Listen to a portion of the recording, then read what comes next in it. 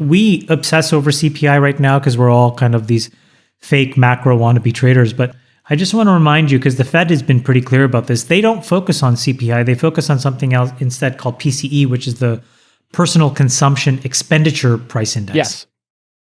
And I don't know what the flow through from CPI to PCEPI is exactly, but that is the broadest measure of goods and services, which does include food and energy.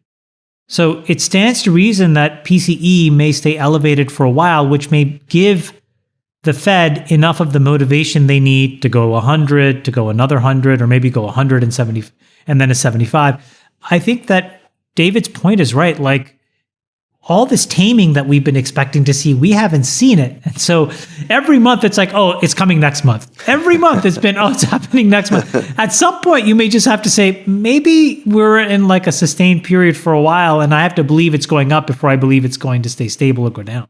Well, we did see energy go down.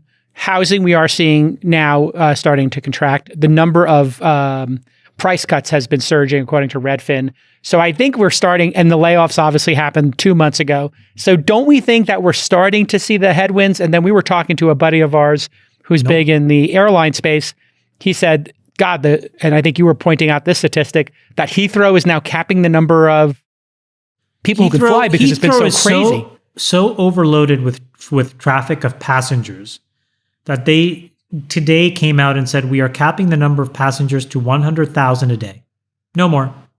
And this is after the cost of those flights was skyrocketing, $6,000-$7,000. I really go back to what Sachs. Go back to what Sachs said before. The nugget for me of this entire summer was what he said about his takeaway from the CO2 conference. Right, just to remind people, that the person said something to the effect of, "Oh well, look, all these other people will be saving money and cutting jobs. I intend to hire, and nothing has changed for me." And the comment that I made in our group chat is, well, maybe that's the psychology of everybody. It's not just the CEO of a company.